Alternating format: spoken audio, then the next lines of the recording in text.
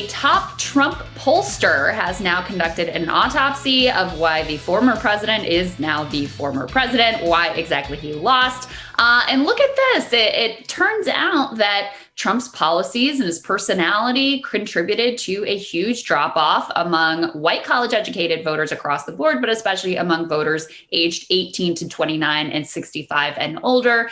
And Dominion voting machines didn't have anything to do with it whatsoever. Yeah, what a shocker. All right, so here to discuss, Jennifer Holsworth-Karp, the Democratic strategist and owner of JC Strategies, and Rachel Bovard, she's Senior Director of Policy at the Conservative Partnership Institute. Rachel, let me start with you because this is really, really interesting. The report by the Trump pollster, which I have in front of me here, says that in the 5 states that flipped to Biden, Trump's biggest drop-off was amongst voters age 18 to 29 and critically 65 and older, and that suburbanites in particular played a big role with a, quote, double-digit erosion with white college-educated voters across the board. What do you think contributed to that vote loss across those 5 states? So I think Trump had 2 big problems. You know, the first was pretty self-evident in that it was a very schizophrenic campaign, very schizophrenic last 2 years in the White House. And I think that sort of, tenor of things really turns off suburban women, suburban voters. We know this, it's documented. But I think the bigger problem he had with the other 2 age groups really speaks to, Trump in 2015 versus Trump 2020. And, he was very distracted on messaging in 2020. In 2015, he really focused on things that the base hadn't heard Republicans talk about in a really long time. He talked about trade. He talked about the middle class. He didn't really hone in on spending too much. He actually said, hey, we're going to save entitlements, right? We're not going to reform them or gut them. And those things were really compelling. And you didn't see that kind of Trump in 2020.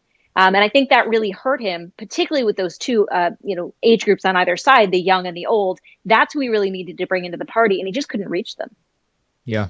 And I think it's really, what's interesting to me about this autopsy is how incredibly predictable it is. It's like, oh, people didn't trust Trump because he just constantly lies and gaslights and all that stuff. And they trusted Biden more. Oh, and his terrible coronavirus response caused him to bleed a lot of support across the board, but especially with seniors. That was kind of the narrative that we all expected going into this thing. I'd say, if anything, I was surprised that he was able to keep it as close as it was. But ultimately, the reasons that are given here in this autopsy were utterly predictable, and he could have easily made some different decisions, I guess, if he was a different person, that would have changed the result of this election. So I actually agree, but I also think that there's some big warning signs for Democrats in this report. Overwhelming majority agreed with Trump's policies. That's a huge danger for us on the left. Yes, Trump lost because he was bombastic. He, forget about racist dog whistles or bullhorns. It was just a full-on plan to actually be overtly racist. And I think that if you compare what he talked about in 2015, I agree with my colleague, to what he talked about in 2020, it was all over the map. There was no message discipline for him. But I think it should also give pause to the Republican Party, both, conservative and far right, that majority of the young and older voters, who are the biggest voting blocs right now, are hemorrhaging from them in droves, right? They're coming to Democratic messaging. They trusted Joe Biden. And I know that there was a lot of consternation about the theme of Joe Biden's campaign, but building trust, renewing trust in America, building back better, it resonated with these voters. It resonated with suburban women, which is what handed Trump the election in 2016. So I think that there were warning signs for both parties in this autopsy. While some of the answers were predictable, yes, I think we all know that his COVID response was an abject disaster, both in terms of the science and in terms of the economics. But you have to look a little deeper to see the direction that voters are heading and what they're expecting to be talked about from here on out. Yeah, Rachel, let's react to that too, because look, of course, Trump lost, but one of the big parts of the story is, 65,000 votes go a different way in 3 different states and he wins. And that's not nearly as close as I think a lot of people thought. This quote in particular jumped out to me, which is that in a briefing to Pence himself, they said there was substantial support for Trump's policies, but there was widespread exhaustion with the president. Now, given that Trump has made it clear he's not going anywhere, in terms of injection into the Kelly Ward race, calling Marjorie Taylor Greene, and more, what do you think that that's going to portend for the GOP's future? Because he's simultaneously the single most popular figure in the Republican Party and also their greatest enemy in terms of ginning up the other side's voters. Yeah, he's definitely still going to be around. Although, I think to the point about how many people did vote for him, to Jen's point that people trusted Biden, I almost think that Biden didn't even have to do anything, right? Because Trump was so all over the place, right? That Biden just had to show up and be there, and people sort of went to him. So I wouldn't say that there's a lot of confidence necessarily in Joe Biden himself. And I think you're going to see that reflected kind of going forward. I don't think the Republicans who may have voted for Biden, I don't think are committed to him. And I think the more Trump is around, and if Trump is able to, and I don't know if he'll be able to do this, but if he is actually able to paint some kind of coherent way forward, and I realize this is kind of a tough ask with where he is right now, but if he can sort of create that going forward, we don't have dynamic Republican leadership right now. There is a vacuum where that exists. And so if Trump or someone similar in his way of thinking, to him can step into that gap and actually paint a path forward, that is going to be a very powerful force in the Republican Party. Whether it's Trump or someone else, there's a vacuum. We have no one. And that's why I think Trump still maintains such a passionate following, because it's the only thing we have right now. And that's sad for us, to be honest.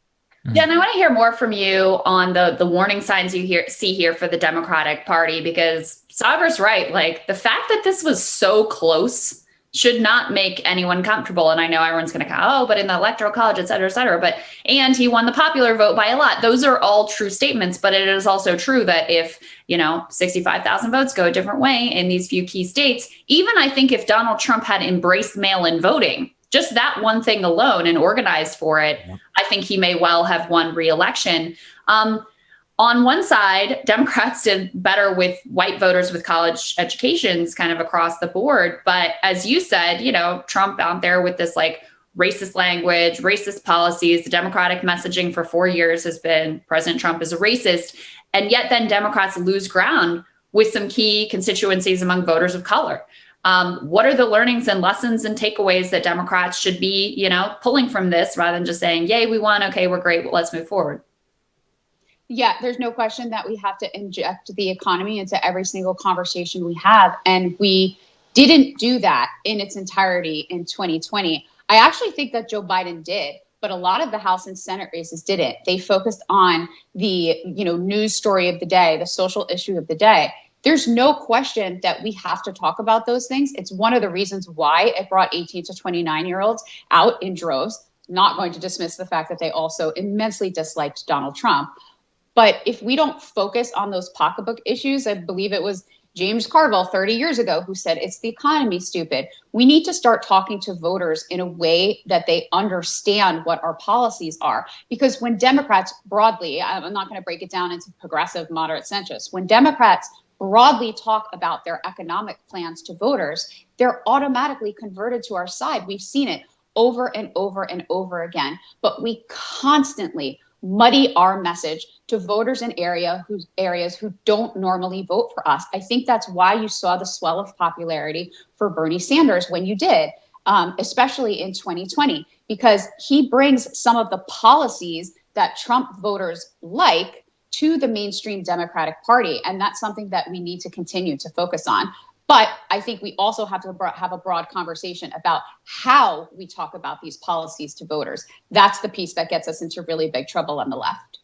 Look, Georgia proves your point, Jen. I mean, they said $2,000 checks and won these two massively uphill battles that should have both gone to Republicans just based on the history and, the state of the partisan breakdown in the state of Georgia. So I think that proves your point very elegantly. Ladies, always appreciate your insights. Thank you so much. Thank you.